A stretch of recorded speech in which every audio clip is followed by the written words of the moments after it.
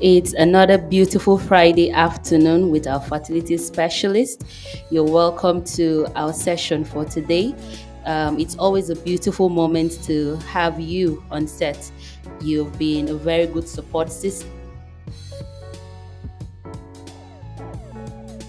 on behalf for taking out time to be here with us every Friday. So this time it's a beautiful session. I can tell you we have beautiful, amazing people on set today. So I want you to place a call to your friends, place a call to your relative, anybody close to you. If they don't have data, send data to them, or as well send recharge card to them to have data. Join this session. I can assure you that it will be a very amazing session. So we had a similar session with our nurses on Wednesday, and we have another set of beautiful nurses today for the same session in the spirit of the Nurses Week. On behalf of Alps Hospital, we want to wish every nurse out there a happy International Nurses Week. So with me today, we have very close to me, we have the beautiful nurse Joanne on set today. And then just close to her, we have the amazing, delectable nurse Ruth here. So, guys, you're welcome to the set today. How do you feel being here today, actually? Excited. All right. Oh, yeah, viewers, this is not my real So, well, we have a very interesting topic today. I think it's a topic that a lot of people have been waiting to hear from today. It's a topic that I think everybody should be a part of, especially if you're undergoing the IVF journey. And then if you're also planning to undergo the IVF journey, I think you should tune into this as well to enjoy this. So our topic for today says IVF and mental health. Ooh, mental health. That's a huge one, guys. Nurses on the front line. So when we say nurses on the front line, I've been thinking about it. What do we understand by nurses on the front line? I want to have a better understanding. Maybe what I'm thinking is not what it is. Okay, so I would say nurses on the front line, we want to pride ourselves as the key point in the facility. You can't deal in an organization without nurses. Okay. Yes, so most times clients see the doctors, and at the end of the day, they still push them back to nurses. So that makes us at the front line. We're the ones that have more interactions with these clients, because you get a doctor that have line up patients to see. He or she won't be able to have this convenience to sit, explain, interact, hear, and understand these clients as they are. But nurses will have that luxury. It's not that we are that free, but then our work permits us to be able to sit and interact. So it keeps us on the front line. And yeah, simply put, it's more like saying nurses are in charge of this whole thing. Yeah, okay, yes, the doctor gets to choose the kind of treatment these clients would undergo, but then you're the one that do this everyday thing with these clients. Yeah. They get to see you more, so they are able to relate with you more. You're able to relate with them at their levels. You have more time to communicate with them. So it's more like saying you are just all over them all through this treatment. You are all over them, like they are right in your face. Exactly. So that's more like saying that's what it means for nurses To be on the front line. Yeah, Okay, so exactly. it is now safe to say that nurses are the heart of the healthcare system then. Yeah, Okay. to say that again. All right then. Very true. So going back to our topic for today, I've heard the phrase where people use, "Oh, this is getting to my mental health. This is getting to my mental health." I would like you to briefly explain what mental health is. We want to understand what the mental health is. Okay, so mental health, we say, encompasses of your psychological health, Okay. yes, social health, and also your well-being. It's like a whole well-being for a person, because without your mental health, you Mm. can't function well. Okay. You won't be able to put some things together, you won't be able to do what you are supposed to do effectively. So, Oh, mental health is core for every individual. okay. So mental health, another way, like she has said, it also has to do with your emotional stability. Mm. Yeah, we are able to manage your emotions. Okay. And then it also encompasses some of the life experiences, some of the trauma that people might have gone through in life. All Mm. these are part of things that build up their mental health. Mm. So, simply put, so it's more like saying, like she has said, Mm. mental health has to do with your social well-being, your Okay. emotional well-being, your psychological, your mindset, the way you relate with life, Sure. your relationship with people. All these are basically what actually comprises or makes up your mental health. Okay. So, from what I understand, it deals with your wholeness as a being. Exactly. So, it is safe now to say that it is relevant for us to have a positive mental health before we Very can true. embark on the IVF journey. Sure. Absolutely. Okay. Sure. So, in this mental health campaign that we're doing now for our IVF clients, what roles do we as nurses play? Like in supporting the mental health of patients coming into the IVF. Like somebody's coming in for IVF the first time, and then what roles do we take? How do we assess their Okay, so mental health? so Yeah. first of all, I would love to say that for someone to actually embark on this fertility journey, it's good that you are able to get some form of knowledge that's Sure. on the part of the client to be able Very to true. know what you really want to do. Mm. And then, in a way, when you have this knowledge, it somehow prepares your mind to know what you're expecting. Now, getting to meet the nurse, yes, you've seen the doctor, and the doctor has decided that this is what you're going to Mhm. be having. And then the next thing is, please kindly prepare this patient for so kind of treatment. Mm. It's your duty, or it's the role of the nurse to educate this client, for the client to know what exactly they are going into. By education, you tell the client what those treatment entails. Yes, okay, you're planning to use your egg for IVF treatment. Treatment could be about 2 weeks to 3 weeks, or 2 weeks to 4 weeks, depending on the kind of treatment you're going Okay. in for. For someone going in for a short protocol, for instance, treatment will be about 2 weeks plus. So their lives are not to be placed on hold because they are having a fertility treatment. Actually, So yes. you need to let them know that this is what it entails. It will take this period of time. However, you do not need to be permanently here. It's flexible. You could play around it, and then you could also give them a rough estimate of when they are expected to have scans, or when you likely date of retrieval, likely date you need your partner's sperm, likely to embryo transfer. All these are part of the communication. So it's our role as nurses to educate this client, for this client to know properly. Now, why I was saying that for a person that is coming to seek for a fertility treatment, why I said it's good to have an understanding of what you're coming in for, even before you come in. Take for instance, there was this day that a client asked me, she was praying for IVF treatment using Mm. donor eggs and Okay. donor sperm. Mm. Probably she has gotten information about where to get donor egg. And then she now asked me, okay, no, I think she was planning to use her eggs with donor sperm. And then she was like that she was wondering that is it animal sperm that they are going to use? And I'm like, Oh, really? oh my God. And I was Oh. like, wow. Okay.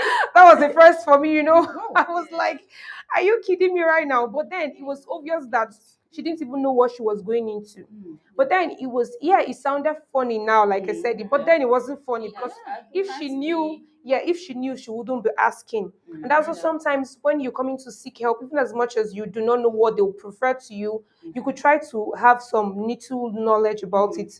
There's a lot of information out there actually. So you are not able to filter which is right and which is wrong, but you would have a little idea so that you are able to relate a bit when the doctor is saying, with your age, we think you should go for donor egg, and you are not saying, I'm seeing my period every day, so why should I go for donor egg and all? I mean, if you have a little knowledge, you'll be able to come to terms with what the doctor is saying. So now, should it be your client is not aware, it's your duty as a nurse to health educate the client. Let them know. You have to communicate them every bit by bit. You have to communicate them and let them know every step of the way what the next thing is to do. So and then Nurse Okay. Joanne, do you have something to Yeah, say? sure. Okay, so you know that sometimes you come in contact with some clients that you just know that this person needs to be talked to, because some of them come, they've heard a lot of things, just like how nursery, just like what nursery said rather. They've heard that okay, this thing is like this thing is like this, and then they come with a mindset full of a lot of thoughts. So your job as a nurse is to put these people together, because mental health in IVF is very, very important. I would say with experience and or anybody will coming in for IVF, I would say that the person's mental health is already at stake, because you're already thinking of okay, what the outcome will be like. What if it doesn't work out well? What if I mess up my treatment by myself? What if this practitioner mess up the treatment? Because nobody is perfect. So all of these things, as a human being, you would think of them. So as a nurse, your duty is to, number one, detect these people. Okay, you can even see them, they come anxious. Please ma, how is this thing going to be? Today they are asking, can I pull my leg like this? Tomorrow they are asking, can I do this? Can I do? Yes, all of these things. So you have a very vital role to play in these people's life. Like she said, you are the ones they see every time, you are the ones they talk to every time. So we actually have a role to play in these people's So lives. and then so that's for trying to enlighten them. Then there's this fear of the unknown. So it's your duty to allay their fears, allay their anxiety. Like my colleague just said, there's no one going through fertility issues that is mentally stable. As a matter of fact, I don't even think anybody is mentally stable. It just depends on Very how true. How well you, you're able or to should I say, okay, manage. yes, it just depends on how you manage it. Everybody has one thing that stresses their mental health. What makes them stable? So let me not say nobody's mentally stable. Everybody has what stresses their mental health. But what makes you stable is you being able to manage whatever the stressors are that are actually troubling your mental health. So now there's always this fear of the unknown. Or take for instance someone that's had a previous failure. There's always this fear of what if it fails? What if it Very fails? true. So it's our duty as nurses to always from time to time let them know, help them see the positive side of it, help them know as, and then you also guide them in making the right choices. As much as you cannot put the choice in their hand and say this is what it is, but you can guide them, you can make them see the way through and make them make the right choices. You can't force them to do it, but there's a way you are able to enlighten them that it makes them to take the right decision, it makes them to do the right thing. Nurse, like you said, you say, what's the role of the nurse when she's praying for mental health and IVF as a whole? When she's praying for IVF, help to keep how to keep her mental health stable. It's also good that you let them know that there'll be period of injections. Take for instance someone that is really scared of injection. Now you are telling this person that Injection you for a long For period a of time. do prolonged you understand? period. So it's she has to have the mindset and say, okay, it's all for good. Yeah, it comes with pain, it comes with hormonal imbalances. Because yes, you let me not say hormonal imbalance now. It comes with mood swings. Yes, not hormonal Yeah. imbalance now, Mood because it swings. comes with mood swings. So you prepare their mind ahead of time. You let them know that possibly if you are feeling this way, this is what it is. So that when they start feeling that way, they will not They become won't be unnecessarily scared. agitated Exactly. because you've already given them a hint that this This is could what you actually happen. expect. Exactly. This is what you'll be on injection for this period of time, and there's a, oh my god, I'm so scared of injection. And you know, or when you get to the point where some of them want to learn how to give themselves Yeah. because they don't have the luxury of having to come to the clinic every day to take these injections. It takes you have to help them build the confidence in themselves, build capacity that okay, I can do this. It's all for good. You prepare their mind to have a positive outcome towards it. Even though sometimes when you know that someone might be making the wrong decision, you will not tell them it's going to fail because you also cannot guarantee that it will fail Yeah. because there's still a little chance that it will succeed. So even in the midst of that, as much as you've already let them know that this decision you're taking could actually result to this, however, since you've decided to go this way, we would support you and would see to it that we hope for the best and you could just be lucky to have a positive outcome. So these are some of the ways that nurses could actually help to boost the mental health of Of his various clients patients. that are having fertility treatment or IVF treatment. Yeah, thank you. Thank you very much for your response. And then I can see a comment from one of our followers, Lovey Amonat. I think that's a nurse in our hostel. She's Oh, saying kudos. Keep oh, making us proud. Happy Nurses Week. oh, Thank thank you. That you. means more. Mhm. So I was listening to both of you with keen interest, and then I really understand from Nurse Joanne's point of view. It is emotionally draining, of course, for you to get Mm, to the point of wanting to opt for IVF, Exactly. yeah, possibly because you this client would have tried all yes, other options, and Yeah, then this true. is one of the options that maybe she is might seeing work. feasible as okay, this Yeah. might Yeah. actually work. Mm-hmm. Yeah. So is it then advisable to say that every patient coming in for IVF should have a mental assessment, like you assess these people, possibly have a conversation with a mental health specialist, somebody who can talk to them before going through this process? Do we think that is advisable for every client? Well, yes, as the doctor sees, the doctor gets to do some of these Evaluations. examinations, Yeah. and then there are some red flags that the doctor could see, and he guides them. Yeah, as a matter of fact, everybody going through one fertility treatment or the other should actually be maybe assessed by a mental or more like saying a A psychologist or a psychologist, yeah. psychiatrist. Yes, Mm. but then they have their various degrees, so Mm. it depends on the degree of what assessment has been made that you are able to recommend how frequent this person should be assessed. But actually, with what you said, yes, it's a very good thing because they all have one trauma. As a matter of fact, I can imagine what a woman goes through for someone that's struggling to conceive or trying to conceive. Each time she sees her period, she will cry Yes. because she feels like I was hoping it to be Crying, pregnancy. crying, I was just hoping that this would turn out well, and then it's not that way. So already they are mentally stressed, and as a matter of fact, there are people that are even depressed and they don't even know they are Actually, depressed. yeah. There are some people that have mild psychotic issues and they Very don't true. even know they Yeah, yeah, do. yeah. Very So true. yes, is by their visit to the hospital, as you're seeing the fertility specialist, assessments could be done, and then a psychologist could actually assess them as well to be able to tell. Treatment could also be preferred to them if there Yeah. are mental issues.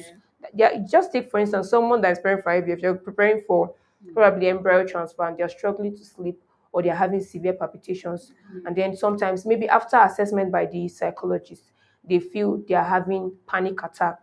They might want to also place them on maybe anxiolytic to help reduce anxiety as long as Yeah. it's safe for the fertility treatment. So this is one of the reasons why it's good for a psychiatrist to actually or a psychologist to assess them and be sure that they are mentally stable. Yes, they might not have it all in check, but to To some some extent, you extent. are able to manage them to be stable. Okay. Yeah. And we also say in this part of the world, you also look at the economic part of it Mm. because most of the people that come around, yes, you can help them in your own way, but some of them cannot really access this psychological care. Yes, so you help them in the way you can. Okay. Yes, give them. We also have done mental health in one way or the other. Exactly. Yes, so Yeah. you can Mm. also help them when you see that okay, this person. It's not that you're actually looking down on this person, but to be honest, if I say let's just go this way, and then it helps actually. Yeah. It does. Yeah. Okay. So with all we're saying now, is there a special training where you as facility nurses on the go to help these people have this talk to them about their mental health? Is there a special training or you just learn on the job? Yeah, like you said, no, we learn on the job. Number one, we learn on the job. And then we actually have the opportunities to attend workshops. Okay. Yes. And we also take courses online. Like in nursing school, you were taught a part of mental health. I'm sure you have that registered and then you're able to use it. Though what is in the books are different from what you see at the end of the day. Okay. Exactly. But then you True. are able to use them and make like your patients feel comfortable at the end of the day. Yeah. But we have, like I said earlier, you attend workshops, seminars, and all of those things. It gives you more enlightenment about how to treat your patients undergoing all these mental health issues Oh, during And then thank so you. IVF. so she had just said you in the job, social intelligence also has to come into play. So all these are part of the things. So, but I think the best of all, even aside the courses, the best of all is just experience over time that helps you Very well. build Yeah. more of this. Because sometimes even when you have the theory, Mm. when you are Not the eventually seeing it, same. like she said, Yes. you would not know whether the theory that you've That's that not you've what it acquired is. exactly whether you're able to Yes. tie the both together. No, yes. We have a comment from Nathaniel Billy. He says these nurses are bright. Oh So wow. this is actually an amazing session. So Thank please keep you. sharing and join. We need more of you here to Yeah. join this Thank session. you, It is Nathaniel. indeed educating. Yes. So as IVF nurses, of course, you're helping other people deal with their mental health and then coming in contact with these people every day, and then your own mental health too is Hmm. something to be considered, right? Hmm. So True. I want you to help me, maybe what do you think are the common mental health challenges you've seen in this IVF patients? What are the common health challenges you've seen Okay. out there? I think we have, like I said earlier, anxiety. Okay. Yes, you see them come with anxiety, Yeah. and then they have a lot of things to ask. What is this? Why is this done? What if? What if? And all of this. And so anxiety is like the commonest one. Okay. Yes, we have times that I think on my own side, I'll be grateful if a patient is able to talk. Mm. Yes, if a patient is able to tell you, okay, this is how I feel, they should just bombard you with everything they have to say. It's Even better though, than but it has its own it has its own problem. pros. Yeah, it Yeah, has its own problem, but I but think it's it's still better Yeah, I yes, think than it's true. our having own a Yes, personal than true. having a contact with them. client Yeah. that is not saying anything. They just expect you to read their Read body their language. yes, and That can then be those exhausting. people, they have their attitude. Jesus Christ! If you have a client that is not saying anything, Mm. they come and they just sit. They are just looking at you. If you do Mm. something to them, they feel like they should. Like if you give you one bombastic side, so this kind of Oh my thing. god. Anxiety is like number one. Mm. Yes. Okay, so Okay. you could have some of them. So like anxiety is also related with fear, fear of the Yeah. unknown. What if it Mm. fails? Mm. It's one of the major things. Then you have the ones anxiety, like extreme anxiety, worry. They are so if they are over worried that they now ask you, can imagine somebody asking you, should I continue bathing with my soap? Like maybe because you just want to start, should I continue or or I should just stay away from all the like they ask a lot of questions, like Joanne has said. Is is actually it can be really annoying when maybe sorry, maybe you're just talking to this person, person gonna call back. Sorry, there's something I forgot to ask again. I wanted to ask one of the regular questions you hear them ask, can we continue to meet? Can we have sex? Maybe you've talked for over 20 to 30 minutes, and that's an emotional drain already. You've been talking, Yes. talking, talking. And sometimes when you talk so much, you Too at some much point information you sometimes. even Yeah. would almost want to lose patience. But however, you know that Yes. Mm. they also are not happy they are in this state, and that's Very why true. you Yeah. have to be as patient as possible to be able to tolerate Empathetic. every of these. They are also just trying to be careful. Sure. These people, one thing that we must always know, that they are also under pressure. Some of them are under society pressure, some of them are under Yes. family Family pressure, some of pressure. them are under pressure from their partners, Mm. some of them are you imagine when maybe our society, especially our African society, when a woman does not have child, it feels like she doesn't have a voice. When she doesn't have a child, it feels you can't even talk to my child. They'll be like, person will never born. But Maybe go you born your own had before you can, before you what do you know so about already bringing? there's just a lot. So they would do anything just to have their own Wow. children. So at this point, you know that they are trying so hard to see that they will not get anything wrong. Or imagine somebody that has failed before. She'll say, okay, that time I failed because maybe I went to go and pee sharp sharp immediately after this thing. That's Very why true. maybe I should hold Yes. the pee for Oh. 1 hour or 2 hour so that the baby will sit down very well inside. Yes. You get to have all this. So at this point, you will just have to come to their level and be patient to be able to tolerate every of their questions. So now this is we talking about the worry, the anxiety. Yeah. Another thing that could actually impact their whole success and all is stress. There are a lot of stressors. You could have financial stress. IVF is not cheap anywhere in the Sure. world. Sure. And then some of these people go through a lot to sell things. And then, for instance, they are struggling to pay these bills. They're already doing this treatment, and maybe you are now bringing that, okay, they've not even known how to complete the money for the Yeah. treatment, or maybe something they were hoping to sell is not yet sold out. All that one alone is already stress. Then the emotional stress, maybe the husband has told the woman that if this one fails, that's the end, we're done. And then this woman is like, so I'm looking at my marriage at the brink of breaking right Like now. Like, if this thing fails, that's all for me. That's another emotional torture for the woman. And then you've not even talked about the pain they have to go through with the injections. That's another torture. So they go through a lot of stress. And stress is one of the things that could actually reduce the chances of IVF succeeding. As a matter of fact, stress has also, with research, has also been shown to reduce the rate of conception. It's not just for the man; it's not just for the woman. It can actually affect the man as well. It has also been shown that stress can actually reduce the production of sperm.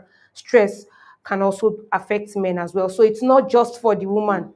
For women, it has also research about also shown that stress could actually impact on the quality of egg. For some, they said there's something, it affects the granulosal cells that of the follicles. So if all these are being tempered with it could actually affect the outcome of the quality of egg that would actually be produced for someone using an egg.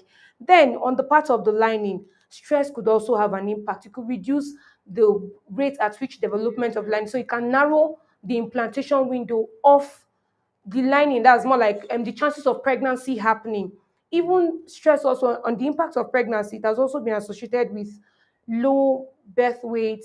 It has also, yeah, exactly. So you see, there's just a lot about stress. So these are some of, so a lot of if it's not meant, if it's not financial stress, stress is emotional stress. If it's not emotional stress, physical stress. The woman has to hustle, do farm work, hard labor, and then to be able to gather this money.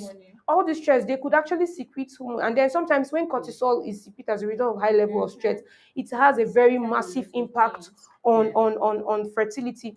And so you cannot overemphasize the various things that could actually affect their mental health: stress, anxiety, worries, monies. A lot of things could actually, so we cannot exhaust what, and individuals have various things that could actually be form of stress for them. So it just depends on individuals and their personalities as well. Okay. So we have another comment from Nosmira Kumana Plan. She said, "See my people, you guys are doing well." Hey, that's where I can see you. Well, I can see a massive support from you guys. Please keep the Oh, comments that's coming. so. Keep the Thank you comments guys. coming. Thank you guys. Well, you actually answered my next question actually Oh, about oh, what the wow. effect of stress is on these IVF clients, and then I can see that if these stressors are not managed appropriately, that means this patient can slip into depression. Yeah, very So, true. so I think then it is now something I think we should put in place. Maybe there should be Yeah. a system put in place for these people going in for IVF before and They after. need all the support Yeah, they can get. I think even after maybe a woman has failed, I don't know if there's any system that has been placed where these people are being reached out to, where they find support systems for them. Is there something in place like that for them? Yeah, I think for we at Alps Hospital, we have a lot of support system for these people Oh, that's because nice. yes, we understand the pain these people go through because we see them always. Yes, Yeah. so we understand the pain they go through, and then I'll just sit and be like, I cannot imagine that Oh you no, have to it's go through all always, of this. yeah, So I think number one, you have to be empathetic to be able to see what very to true. do at the end of the day. I will go by saying, in the place of educating them first, yes, we have videos on our platforms that talk to them about, okay, this is how your procedure goes, so that you expect what it is when you come for it. Know what to Yes, expect. you know what to expect when you come for it. So at the end of the day, if these people, like you were asking, if they fail, what happens? We have a client relation officer. Yes, he's able to wow, call. that's Yes, amazing. you as a nurse, like we the nurses that handle these people every day, if there is a failure, you reach out to these people, talk to them. Okay, I know how this thing hurts. It's not, I've not been there, because sometimes in medical line you say, they'll say you've not been there, so you don't Yes, know how how it I feel hurts. exactly. Yes, Yes, that's what you've they not would been say. there. Yes, some Yeah. of them will say no, you don't know how it hurts, but we actually do. That's just the truth. We do, because you're not the first person we've sent. If only they know how we are so broken. Like they don't know, Oh my because god. sometimes even before this result Oh comes my out, god. you as you know, you You don't don't even want sleep. to. Oh my Like god. you're not sleeping. You just be thinking, okay, this woman, hey God, please have mercy on this person. Oh my Yes, gosh. you just be praying more than the client. Mm. Yes, so the nurses reach out, the doctors reach out, like actually the embryology team that you don't even come in contact with, they reach out to these clients. Yes, and then the client relation officers reach out, because we had a client that even she just sparked and was like, people are disturbing me with calls because of how we're reaching out to make sure that she was She's fine. okay, Yes, yes. after the procedure. So we do actually, we do. And then when you see that these clients are not responding well, and you know that they can cope with seeing a psychologist, you can call them. Okay, I feel you're not so okay at this point. Yeah. Please, if it's So okay you with you, recommend yes, Yes, you someone for recommend exactly. them. treatment from other places. Wow, wow, Yes. that's And amazing. then support too from various people. You know, sometimes when you're going through a fertility journey, it helps when you have people around you that have probably even gone through this journey. They are able to support you, just like a pregnant woman. She generates strength when she sees another pregnant woman, or when she's feeling like my own is bad, and then she's like, oh, she say, ah. So you see, so it's good to have a very good support system while you're going through this process. It's just like when while they're on injections, so much pains. Some of them might have swelling at the site, and then they're already in pains. Then one relative will not call. Please, I need. How do we urgent 2K or urgent 5K? And then somebody is in pain right now. Then that's what it is she needs to hear at that point, you know. So they need all the support. Their partners have to be very supportive in this part of the world. Most times now, I believe with research is showing that about 40 to 50% of fertility are associated with the men. Yeah. However, it's good that regardless of who the cause of this fertility issue might be, the partners have to be strong for each Very other. true. We've seen a lot of couples that most times, even when the woman feels it's the man that is even stronger for her, and it gives the woman the rim of hope to want to try. Yes. So while on this journey, not just when it feels, while on the journey, you should journey together as partners. It shouldn't be a one person thing. It shouldn't just be that she's going through this. The only days, just let me know when I'm going to bring my sperm. I mean, you know, you have some men that do that. That's They it. don't even just you know, they don't just they just feel like it's your thing. I you know, don't have a and problem. yeah, exactly. So they just allow the women, and at that point they feel isolated. They feel left alone. They are so lonely. So they need as many. Now, for instance, I'm talking to a woman out there. Should it be you don't have a supportive partner, please find support so you don't feel alone, because depression is a silent killer. There are people that gradually it doesn't happen at once. Nobody will just see you now and say it's just one day you got into depression. It was something that happened gradually. We have the rise of suicide is on, as in the suicide increase is really rapid, and you wonder. And so if you're going through this process now, what I mean is this: you don't have to go and tell somebody I'm using donor egg, I need your support. That's really not what we're talking about, you know. What we are saying is this: you're going through a fertility journey. Yeah, you would have sized your cycle, and you would have known who would give you support and who would not give you support. Someone that would write off the process, you don't even need to let this person know. If your family members are against IVF, they are the wrongest people for you to tell. I'm going to, because they will just keep telling you this thing. They are wasting your money. They do so. Anybody you know will give you negative vibe. As much as possible, stay away from that person. People that you know will make you happy, will support you in this journey. Try to get them.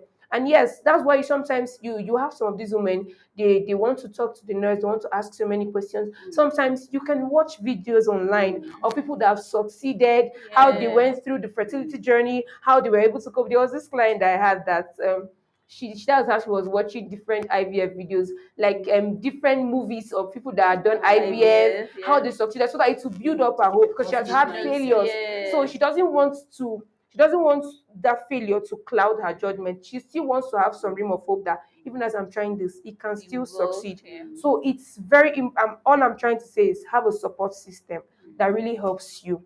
And then you could ask questions where you're not clear. Always clear your doubts. Whenever you're worried about something, you need clarification. Ask questions from the right places and not the wrong one that will make you agitated or make you feel what you're doing is wrong. Yeah. So these are some of the ways that you could actually help. This is actually a very interesting session. I'm actually learning a lot. I must Thank tell you. you, viewers, these nurses know their onions. So we have another comment from Justina Olubi. She said, "You're doing a great job over there. Well done." Thank you. I'm not the only one saying it. I think they Yeah. agree with me that you guys are actually doing a great job. Thank Kudos you, to you. viewers. Keep doing more. Thank And you. like I said earlier, how do you balance for you now as fertility nurses? Like I know it's taxing. So how do you balance clinical responsibilities with the emotional care in such a sensitive setting? How do you balance that? How do you strike a balance? Of course, you have things at home, you have your own stressors as well. True, And Very then true, true. yeah, true. and then you Very have true. this batch of people. I'm sure you're not just dealing with one person, not two Oh Exactly. people. yeah. You You're could be dealing not. with more than 10 people, I assume, right? So Mhm. how do you strike a balance between all of this? Okay, I think there are a lot of ways to do this thing. First of all, you have to be able to manage yourself emotionally. Hmm. That's just the first thing. Be able to manage yourself emotionally. Be able to do your work as you should and be able to communicate with these clients as you should.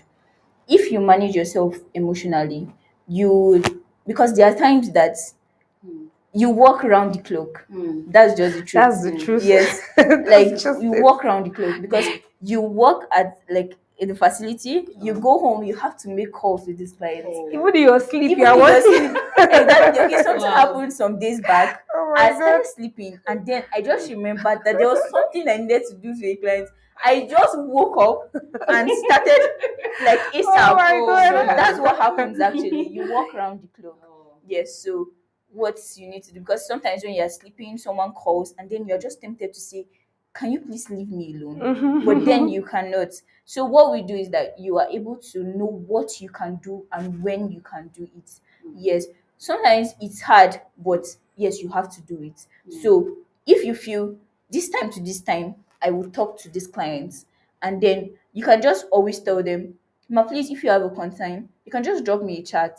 I will let you know when I'm free enough. Because some of them can be very like they're agitated, they want to hear from you. So just let them know that yes, I am always here for you, but I can be at work, so I might not respond to you on time. Because some of them can be like, you forgot about me. But True. then that's not it. This is not the only thing I do. Mm. Yes, so I do some other things. So please, ma, I will let you know when I'm free. So when you are able to do that, you know that okay, when I'm done from this, I will answer this, and then everything is balanced. So when it's time for you to rest, because you need the rest. My mom used to say the mere ike. If you hear Hausa, you understand. It's only someone that is alive that works. Oh I know yeah. no spirit doesn't understand Hausa. Actually, yeah. Yes, so you have to get this rest too for yourself, because you have other things also that you are dealing with. Mm. But then we are told not to bring your worries to work. You drop True. whatever it is, Mm. and then you work as you should. All of us have That stressors. actually requires a Exactly. very high level of Yes, emotional very Exactly. intelligence. high Very level of true. emotional Very, intelligence. very true. Whatever it is that is worrying you, you drop it at home, come attend to your clients, and then you go back and pick it up from where you drop it. So you know, as a matter of fact, with experience over this field, I think sometimes the burden of the client you carry, you don't even remember your problems Exactly. anymore. You don't even know what you need You again. know, even if for instance you left the house moody, when you And you even get just to work, come you in. just forget that there was anything Oh. wrong. Very Like true.